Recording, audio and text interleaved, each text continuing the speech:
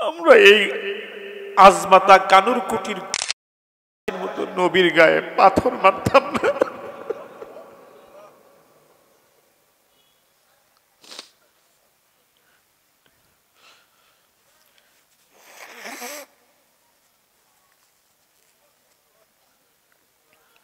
কপাল আপনাদের পড়ে নাই, কপাল ভালো। আল্লাহ যেন এই মুখগুলিকে জান্নাতি চেহারা হিসাবে আল্লাহ কবুল করেন। বাজান লম্বা কোনো কথা না, আমি কিছু মেসেজ দিব আজকে আপনাদেরকে। মেসেজ খুব ব্যথাওয়ালা সিনা নিয়ে হাজির। কিছু ব্যথার কথা আপনাদের কাছে উপস্থাপন করব, কিন্তু সকলের কাছে আমার করজোড়ে অনুরোধ, কথাগুলো যদিও আমার ধীরে ধীরে হবে কিন্তু গভীর মনোযোগ। আর সকলের কাছে উদাত্ত আহ্বান, সকলের পায়ে আমার হাত, মিনতি অনুরোধ করে বলছি, আজকে আমি যে কথাগুলি বলবো একটা কথাও যেন বাহিরে না যায়, কর্ণকুহুর দিয়ে ঢুকে দিলের মধ্যে এসে আজ থেকেই সিদ্ধান্ত নেব, আর নয় আমলের জিন্দেগি গঠন করব ইনশাআল্লাহ। এটা আশা আমার আপনাদের কাছে। সম্মানিত সুধী, আপনাদের সম্মুখে আমি কালামে হাকিম থেকে সূরাতুল মায়েদার 35 নম্বর আয়াতে কারিমা তেলাওয়াত করেছি। নবীজির একখানা হাদিস আমি পাঠ করেছি। তেলাওয়াতকৃত আয়াত এবং প্রকৃত হাদিসকে সামনে রেখে একটা বিষয় নিয়ে আমি কথা বলতে চাচ্ছি। আমি কি বিষয়ে কথা বলবো, আজকে কি মেসেজটা আপনাদেরকে দেব, আমি কি উপহার আপনাদেরকে দেব, এটা সহজে বুঝবার জন্য শুরুতেই ছোট্ট একটা কথা আপনাকে শোনাইতে চাচ্ছি। আপনারা জানেন আমাদের বাংলাদেশে যত সূর্য সন্তান চলে গেছে, যত আলেম ওলামা মাশায়েখ, আমাদের আকাবির আসলামগণ চলে গেছে, তার মধ্যে উল্লেখযোগ্য একজন আলেম ছিলেন যার নাম সকলেই আপনারা চেনেন, হাফিজ জি হুজুর রহমাতুল্লাহি আলাইহি। নাম শুনছেন তো আপনারা সবাই। উনি বড় কুতুব ছিলেন। ওনার কবরের পাশে কোনো এক বুজুর্গ কাশফুল কুবুরের ধ্যানে বসছিলেন। কবরের ভিতর থেকে আওয়াজ আসতেছিল যে তুমি দুনিয়াতে একবার যে সুবহানাল্লাহ পড়েছো, এই যে সওয়াব হয়েছে, আমি যদি কবরে শুয়ে শুয়ে সারা জিন্দেগি কিয়ামত পর্যন্ত পড়তে থাকি, আমার এই বিনিময় কোনো হবে না। কারণ দুনিয়াটা হলো আমলের জায়গা, দুনিয়াটা হলো আমলের জায়গা। ইন্তেকাল করার পরপরই বান্দার আর কোনো আমলের হিসাব থাকে না। একজন মানুষ কবরে কাশফুল কুবুরের ধ্যানে বসে কথা বলছিলেন, যার সাথে সেই হলো হাফিজ জি হুজুর রহমাতুল্লাহি আলাইহি। উনি একদিন বয়ান করতেছিলেন এরকম বড় মজলিসে, পিছন থেকে একজন শ্রোতা দাঁড়িয়ে জোরে একটা তাকবীর দিল। তাকবীর দিতে গিয়ে শ্রোতা বলে ফেলল, দুনিয়ার মুসলিম, আপনারা জানো কি বলেন? এক শ্রোতা দাঁড়িয়ে স্লোগানটা দিল, সকল শ্রোতা সুরে সুর মিলিয়ে বলল, এক হও, এক হও। হুজুর শ্রোতাকে একটা ধমক দিলেন। ধমক দিয়ে বললেন, আরে ভাই বসুন, আপনি এই স্লোগান বন্ধ করুন। লোকজন আশ্চর্য যে স্লোগানে বক্তারা খুশি হয়, আজ হুজুর বেজার কেন? মাঝখান থেকে প্রশ্ন আসলো, হুজুর জানতে চাই এই স্লোগানে আপনি একমত না কেন এবং অসন্তুষ্ট কেন? হুজুর বললেন, আরে ভাই, স্লোগানের সাথে আমি দ্বিমত নই, একমত ঠিকই, তবে এর সাথে আর একটা শব্দ বাড়াইতে হবে। বলে কি? বলে দুনিয়ার মুসলিম এক হও, সাথে নেক হও। সুবহানাল্লাহ বলেন। আমার কথাটা কি বুঝতে পারছেন আপনারা? আমি এই কথাটা শুরুতে কেন শোনাইলাম? আপনারা জানেন আজকে অদ্যাবধি পর্যন্ত আমরা যে দেশে বসবাস করছি, আমাদের এই দেশের নাম সোনার বাংলাদেশ। বলেন নাম কি? কবি তাদের ভাষায় এই দেশের মাটিকে স্বর্ণের সাথে তুলনা করে। আর আমি এই দেশের মাটিকে স্বর্ণ তো দূরের কথা, আমি কিসের সাথে তুলনা করব সে ধাতুই খুঁজে পাই না। এত দামি মাটি আমার দেশের। এই দেশটি সারা বিশ্বের মানচিত্রে এমন একটা দেশ, যে দেশটিকে আল্লাহ ফুলে ফলে বিভিন্ন ধাতু দিয়ে, বিভিন্ন প্রাকৃতিক সৌন্দর্য দিয়ে আল্লাহ এই দেশকে সুসজ্জিত করেছে। কোনো নিয়ামতের অভাব এ দেশে নাই, রাখেনি আল্লাহ। সকল কিছু ভরপুর করে দিয়েছে। এমনও তো দিয়েছে যে আমরা যদি অন্য দেশে মাছ না পাঠাই, মাছ খুঁজে পায় না। এত সম্পদ আমাদেরকে দিয়েছে, সবকিছু কমপ্লিট। কিন্তু দুঃখজনক হলেও সত্য, আপনারা জানেন এক সময় এই বাংলাদেশ আমরা ভারতবর্ষের মধ্যে ছিলাম।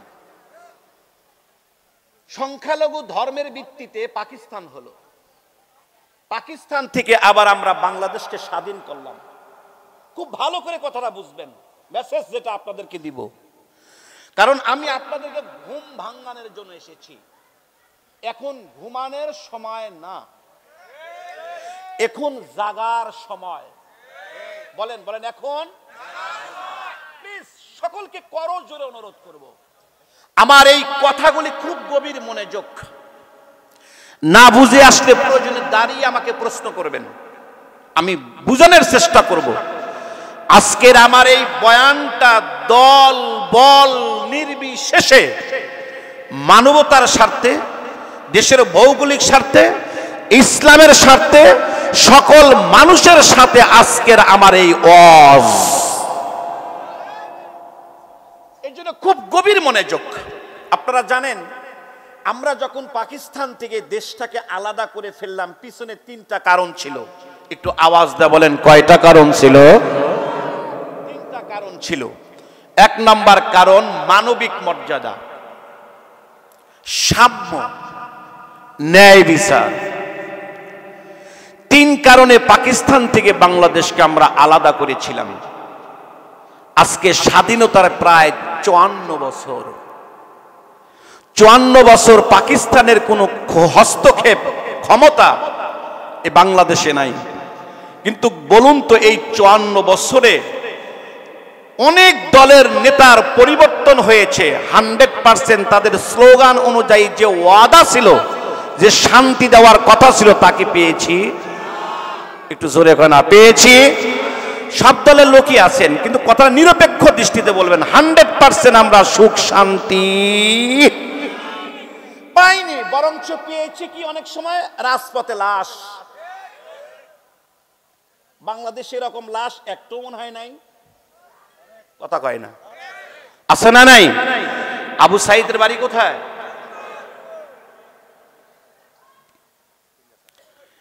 আবু সাইদ, শহীদ আবু সাইদ রহমাতুল্লাহি আলাইহি থেকে শুরু করে অসংখ্য লাশ এবার আমরা দেখতে পেয়েছি। কি করবো এটা? কোনো সময় না, অতি জলদি, আমার 1 মিনিটের সময় হিসাব দেওয়া লাগবে।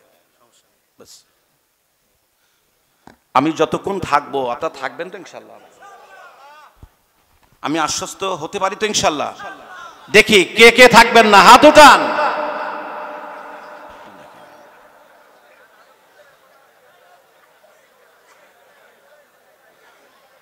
এই জন্য আমাদের সিরাজগঞ্জে বলে হুজুকে বাঙালি।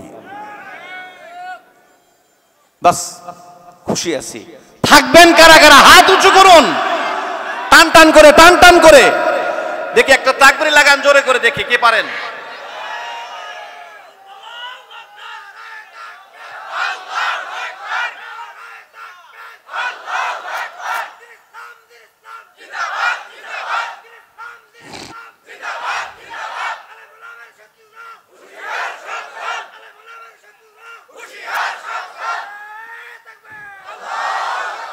আমার বিশ্বাস এখানে কোনো আলেমের শত্রু আসে নাই ইনশাআল্লাহ। সব আলেমের বন্ধু আসছে। আলহামদুলিল্লাহ বলেন, মাশাআল্লাহ। আচ্ছা, এবার খুব খেয়াল, আমি আপনাদেরকে ঘুম ভাঙাতে এসেছি, কারণ যে ব্যক্তি ঘুমায় তাকে ঘুম থেকে উঠানো যায়, জাগানো যায়, কিন্তু যারা ঘুমের ভাঙ ধরে এদের, আমরা দেশটা স্বাধীন করলাম 3 কারণে, আজকে 54 বছর। এখন তো আর পাকিস্তানের কোনো হস্তক্ষেপ নেই, তারপরেও এই দেশ থেকে আমরা 100% দুর্নীতি দূর করতে, হিংসা বিদ্বেষ দূর করতে, চুরি বন্ধ করতে, সুদ বন্ধ করতে কেন পারি নাই? কারণ কি? অথচ দেখেন এদেশে আলেমের অভাব নাই। জোরে কোন, এদেশে আলেমের, বিশ্ব ইজতেমা কোথায়? বাংলাদেশে হয়তো 2-1000 লোক হয়। উজানি দরবার কোথায়? চরমনাই দরবার কোথায়? আমাদের রসুলপুর দরবার কোথায়? অসংখ্য দরবার, অসংখ্য কওমি মাদ্রাসা, অসংখ্য আলিয়া, অসংখ্য আলেম ওলামা তলাবা, আল্লাহওয়ালা, পাগড়িওয়ালা, তসবিওয়ালা। বলুন, এত আল্লাহওয়ালা থাকার পরেও এদেশে অশান্তি কেন? বলে আল্লাহওয়ালা আছে, ঐক্য নাই। কি নাই? ঐক্য নাই। এই জন্য হাফিজ হুজুর রহমাতুল্লাহ আলাইহি বললেন, আরে ভাই, তুমি যদি কাঙ্ক্ষিত লক্ষ্যে পৌঁছতে চাও তাহলে স্লোগানটা এভাবে দাও, দুনিয়ার মুসলিম এক। শুধু এক হলে হবে না, নেককার হওয়া ছাড়া, আবার নেককার হলেও চলবে না ঐক্যবদ্ধ ছাড়া। আমি কি বুঝাইতে পারছি? কি হুজুরের কথা থেকে বুঝাইতে পারছি? এই জন্য আজকে দেশে ভালো মানুষ থাকার পরেও এই দেশে অশান্তি কেন? বলে অশান্তির মূল কারণ হলো আজকে দুটি জিনিসের উপর আমল নাই, না আসি ঐক্য, না আসি আমরা দিনদার। এমন একখানা আয়াতে কারিম আজকে তেলাওয়াত করেছি, যদি আপনারা সফলতা চান, মালিক বলে আমি তোমাদেরকে 3টা আমলের কথা বলছি। এই 3টা আমল যদি জাতির মানুষ করতে পারে, দুনিয়ায়ও শান্তি, কবরেও শান্তি, আখেরাতেও শান্তি। বলেন কয়টা আমল কে দিয়েছেন? 3 আমল করলে দুনিয়াও শান্তি, শুধু শান্তি না, শান্তিতে চলে গেছে প্রায় 100 বছর আগে, আর 100 বছর হলো খেলাফত বিলুপ্ত হয়ে গেছে। এই খেলাফতের সুশীতল আবহাওয়া পৃথিবীর বুকে আর লাগে নাই। খেলাফত এই আবহাওয়া পৃথিবীতে না লাগার কারণেই আজকে পৃথিবীতে এত শান্তি। মানুষ শুধু শুনছে আল কোরআন, কিন্তু এই কোরআনের শাসন মানুষ দেখে নেই। যদি এই কোরআনের শাসন মানুষ দেখতো, আল্লাহে আল্লাহে আল্লাহে, এই কোরআনটাকে শুধু মানুষ তাকের উপরে রাখতো না, এই কোরআনটাকে মানুষ সিনার মধ্যে ভরে নিত।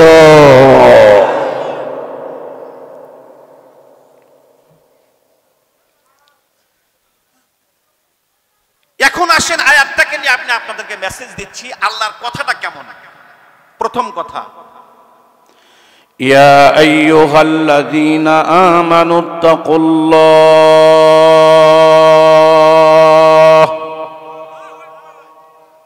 বলুন সুবহানাল্লাহ, জোরে বলুন, আবার বলুন, শব্দটা পাবেন সুবহানাল্লাহ। আপনারা বলেন তো দেখি, সুবহানাল্লাহ। আল্লাহ বলেন 1 নম্বর, ইয়া আইয়ুহাল্লাযীনা আমানুত্তাকুল্লাহ, হে ঈমানদার, তোমরা সবাই মিলে আমি আল্লাহকে ভয় করো, গুনাহ বর্জন করো, গুনাহমুক্ত জীবন যাপন করো। খুব ভালো করে বুঝবেন, ওয়াজগুলি শুনবেন আর চোখের পানি ঝরাবেন। 2 নম্বর ওয়াবতাগু ইলাইহিল ওয়াসিলা, আল্লাহকে পাওয়ার জন্য উসিলা তালাশ করো। উসিলাটা কি? তাফসীরের কিতাবের মধ্যে আছে উসিলার এক এক ব্যাখ্যা। আল ওসিলাতু হিয়াল্লাতী ইয়াত্তাসিলু বিহা ইলা তাহসিলিল মাকসুদ।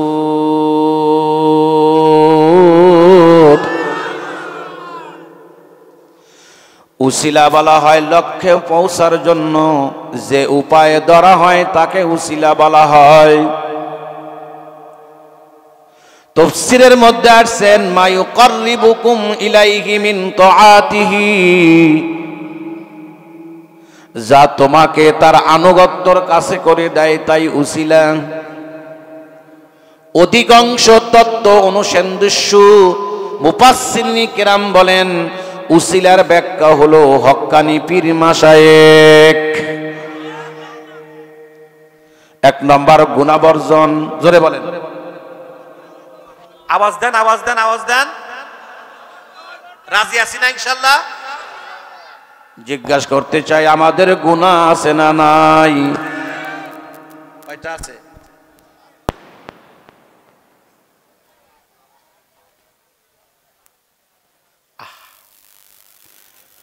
ও বাজান, দিলের কান দিয়ে বুঝবেন, গভীর মনোযোগ সহকারে বয়ানটা শোনার জন্য চেষ্টা করবেন। 1 নম্বর হলো গুনাহ বর্জন, 2 নম্বর হলো আল্লাহ ওয়ালাদের সাহবাত, তরজমা আমি এভাবেই করতেছি। 3 নম্বর আল্লাহর জমিনে আল্লাহর দ্বীন প্রতিষ্ঠার সংগ্রাম। কয়টা হইল? যদি করো, যদি করো এই 3টা কাজ যদি এক নিষ্ঠার সাথে করতে পারো, আমি আল্লাহর ওয়াদা লাআল্লাকুম তুফলিহুন।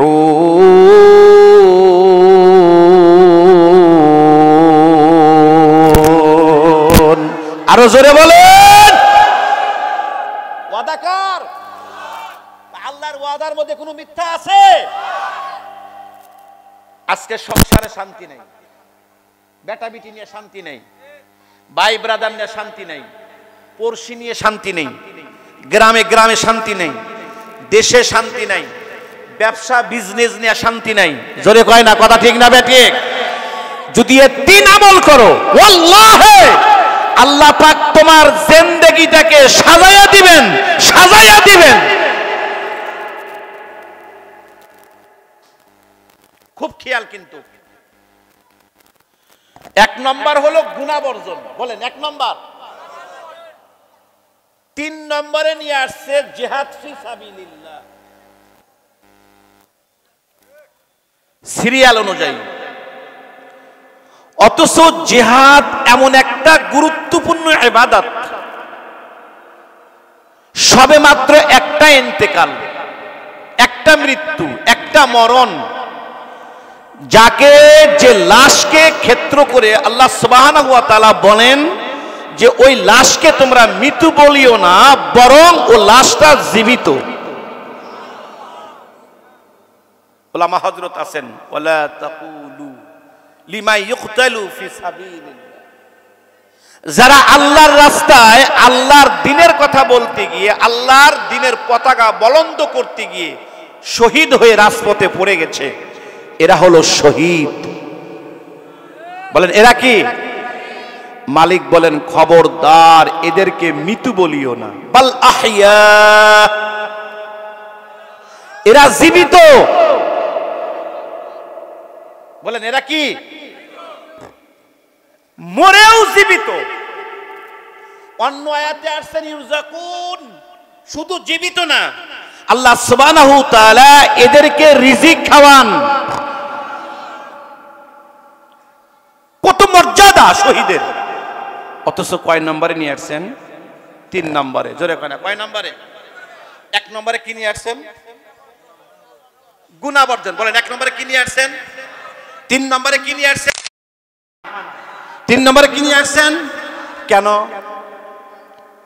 সহজে বুঝবার জন্য আমি একটা উদাহরণ দিচ্ছি। আপনারা জানেন প্রত্যেকটা দেশ স্বাধীন সার্বভৌমত্ব রক্ষা করার জন্য সেনাবাহিনী নিয়োগ দেওয়া হয়,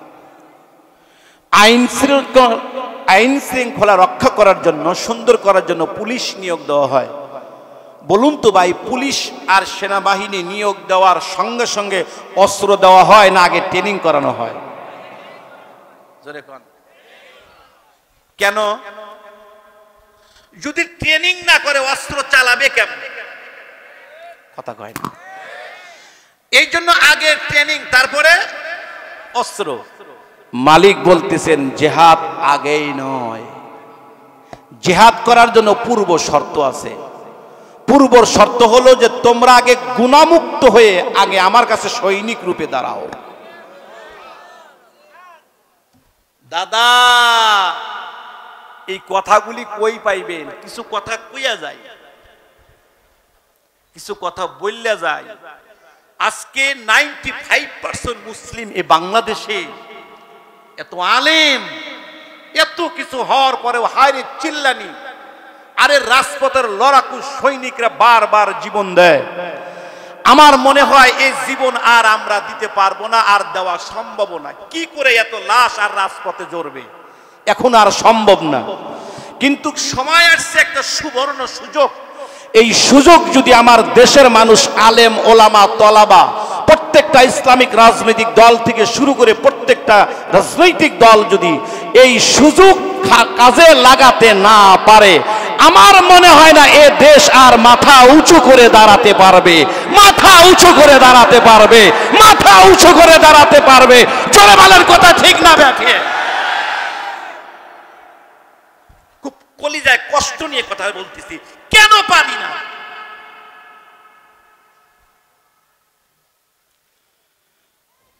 বলে পারবেন কেমনে? হাদিসের মধ্যে পরিষ্কার আছে, জালেম শাসক কখন আসে একটা দেশে? আপনি রাসূলুল্লাহকে জিজ্ঞাসা করেন, ইয়া রাসূলুল্লাহ, আপনার কাছে জিজ্ঞাসা করতে চাই, জালেম শাসক কখন আসে? নবীজি পরিষ্কার করে বলেন, ইন্নামা আমালুকুম উম্মালুকুম। যেই দেশের জনগণের আমল নষ্ট, ওই দেশের জনগণকে শায়েস্তা করার জন্য জালেম শাসক আসে। খালি সরকারের দোষ দেন, খালি শেখ হাসিনার দোষ দেন, অমকের দোষ দেন, তমকের দোষ দেন, দোষ আমাদেরও কম নাই। রাসূল বলতেছেন আমাদের দোষের কারণে জালেম শাসক আসে। বলে আমাদের দোষ কি? জিজ্ঞাসা করতে চাই, আমার এই দেশের মুসলমানের মধ্যে দুই একজন কি বেনামাজি আছে? কুড়িগ্রামে একটাও নেই। এ জায়গা কি দুই একজন বিড়িখোর আছে? এমন চেক করলে অনেকের পকেট থেকে বেরোইবে। দুই একজন কি সুদখোর আছে? ঘুষখোর আছে? টুপি ছাড়াওয়ালা আছে? বেনামাজি আছে? বেপর্দা আছে? এ দেশের এই এলাকার একটা মাও পর্দার খেলাপ করে না, কথা কয় না। কি করে হবে বলেন? রাসূল বলেন যে দেশের জনগণের আমল খারাপ, সেই দেশে আসবে বারবার জালেম শাসক। আজকে বিয়ে বাড়িতে বড় বড় বক্স ছাড়া বিয়ে হয় না।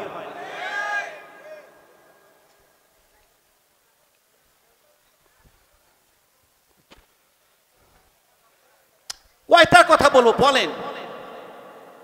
আজকে গুনাহ করতে করতে গুনাহ এ পরিমাণ হয়, গুনার প্রতিযোগিতা। মানে মানুষ গুনাহ করতে করতে গুনাহ। খবরদার মুসলমান না হইয়া মরিও না। আল্লাহ আপনি আমাদেরকে মুসলমান বানিয়ে দেন।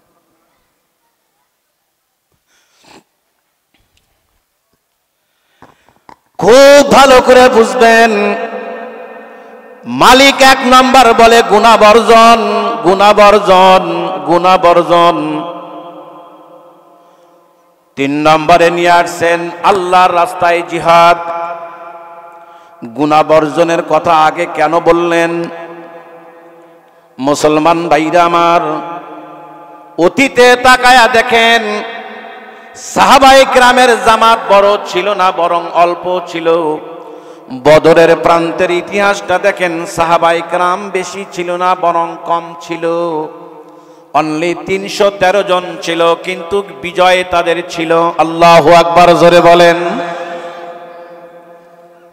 আল্লাহর কুতুব মরহুম সরমোনাই সাহেব রহমাতুল্লাহি আলাইহি, উনি বারবার একটা কথাই বলতেন, আমার 313 জন প্রয়োজন। আল্লাহু আকবার, জোরে বলেন। বলেন কয়শো প্রয়োজন? 313 জন প্রয়োজন। কিন্তু 313 জন কই পাইবেন বাজান? 313 জন কই পাইবেন? এ মুসলমান ভাইরা আমার, আজকে সবচাইতে যে বড় সমস্যাটা হলো আমাদের গুনাহ। জিজ্ঞাসা করতে চাই, বলুন তো গুনাহ আছে না নাই?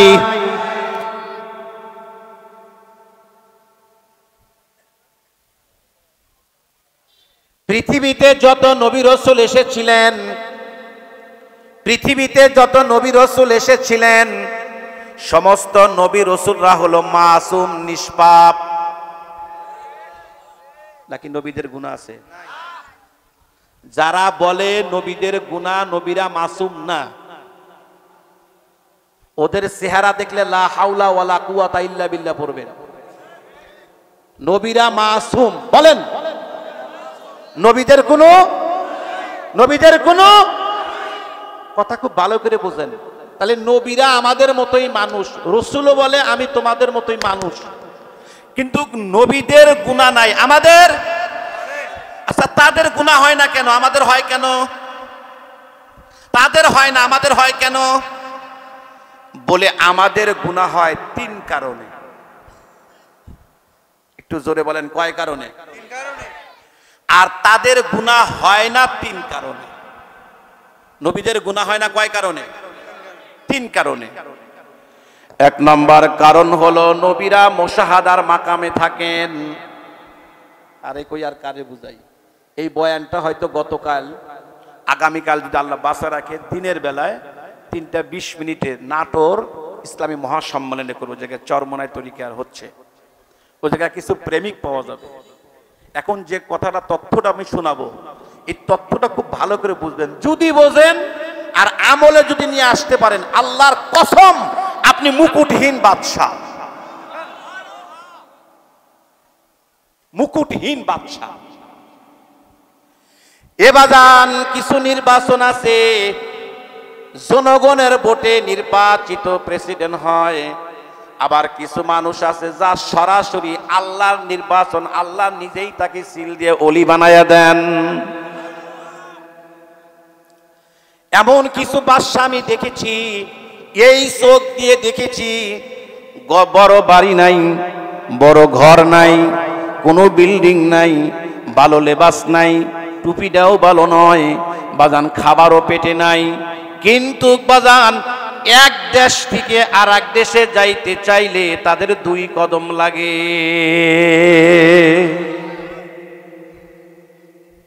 আল্লাহ এই চোখ দিয়ে আমারে দেখাইছে। বিশ্বাস হয় না ভাই?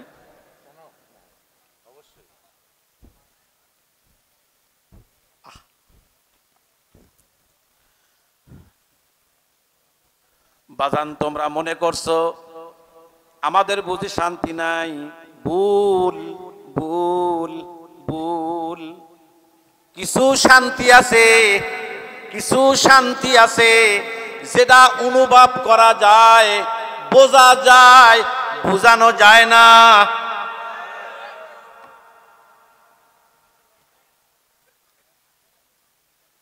নবীরা সব সময় থাকেন মুশাহাদার মাকামে। হুজুর মুশাহাদা এইটা আবার কি জিনিস? বলে মুশাহাদা বলা হয় আল্লাহকে সামনে দেখা, আল্লাহর উপস্থিতি এলেম অর্জন করা। কারে কই আর কারে বুঝাই? দেল কোথায় আর কান কোথায়? কওয়াও যায় না, শোয়াও যায় না। গতকাল একজন আলেম আমার এক ওস্তাদ আমারে প্রশ্ন করছেন। কি প্রশ্ন করছেন শুনবেন? তাও প্রশ্ন করে বলতেছেন, মাওলানা তোমাকে 1 মিনিটে বলতে হবে, দেখি তোমার আকীদা কেমন, 1 মিনিটে তোমাকে বলতে হবে। আমি বললাম জি হযরত বলেন, যদি আল্লাহ চাহে তো প্রশ্নের জবাব আমি দেব। বলে আপনি বলেন। উনি বলতেছেন, বলো বাবা আল্লাহ কোথায় থাকেন? দেখছেন প্রশ্ন কি? প্রশ্ন কি সাধারণ কোনো প্রশ্ন? বলে আল্লাহ কোথায় থাকেন। কারে কই আর কারে বুঝাই, কেমনে বুঝাই? এই যে কোন সুখ, এই যে কোন আনন্দ। কেউ কেউ বলেন আল্লাহ আরশে থাকেন, সুম্মাস্তাওয়া আলাল আরশ।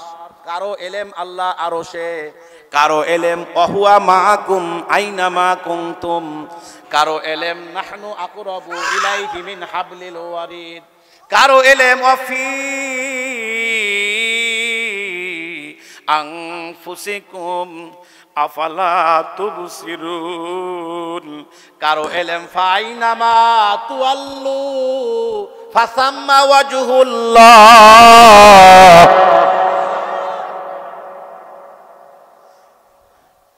কারো এলেম, কারো এলেম, কারো এলেম, কারো এলেম, কারো এলেম, কারো এলেম আলাম ইয়ালাম বিআন্নাল্লাহা ইয়ারা। কারো এলেম, কারো এলেম আল্লাহ ইন্না ফি খালকিস সামাওয়াতি ওয়াল আরদ। কারে কই আর কারে বুঝাই, কওয়াও যায় না, সওয়াও যায় না, কওয়াও যায় না, সওয়াও যায় না। এর যে জ্বালা কি, খাওয়াও যায় না, গেলাও যায় না, ইশকে ইলাহি।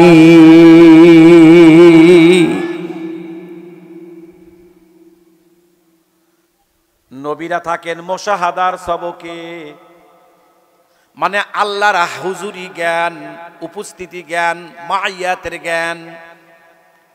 আল্লাহ যদি সামনে থাকে, এই জ্ঞান যদি কারো অর্জন হয়, এই উপলব্ধি যদি কেউ করতে পারে, আল্লাহ আমার সাথে, আল্লাহ আমাকে দেখতেছেন, আল্লাহ আমার সম্মুখে, বলেন তো ওই ব্যক্তি দ্বারা কি গুনার কাজ হবে?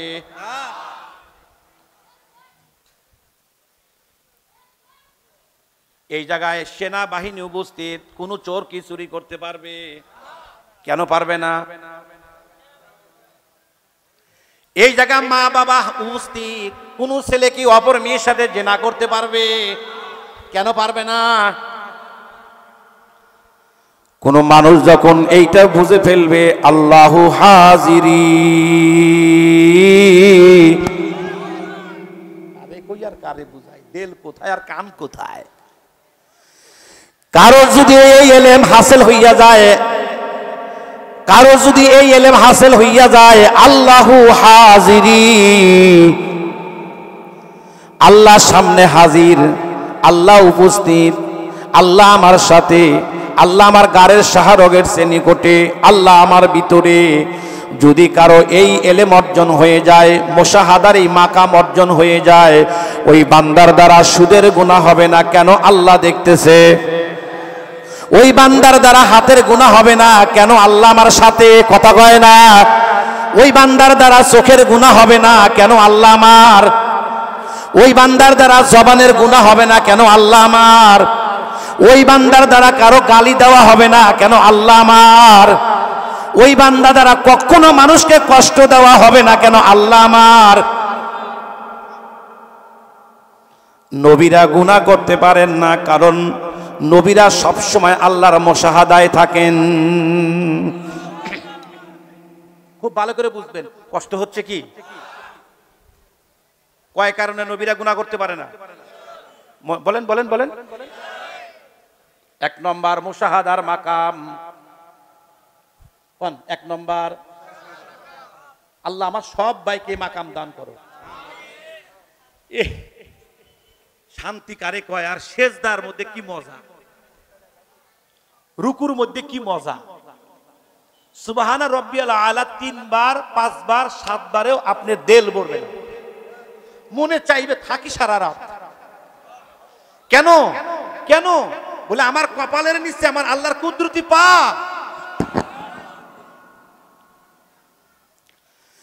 ইমাম মালিক সিদ্দিক রহমাতুল্লাহি আলাইহি বড় বুজুর্গ ছিলেন। আল্লাহ তুমি আমার ওয়াজ কবুল করো। আল্লাহ অসুস্থতা নিয়ে আসছি মাবুদ, তুমি আমার ওয়াজকে কবুল করো।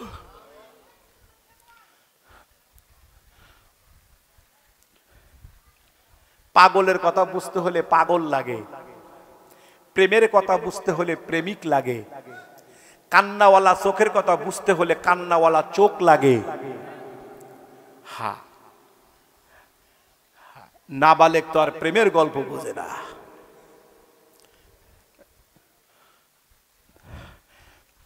ইমাম মালিক সিদ্দিক রহমাতুল্লাহি আলাইহি উনি যখন নামাজে দাঁড়াইতেন পিছনে একামত হয়ে যাইতো, হুজুর অনেক দেরিতে বাদান তাকবীরে তাহরিমা বাঁধতেন। লোকজন একটু বিরক্ত হয়ে যাইতেন, হায় রে হুজুর কিসের জন্য তাকবীরে তাহরিমা বাঁধে না, কারণ কি হলো, কেহ বলতেও সাহস পায় না।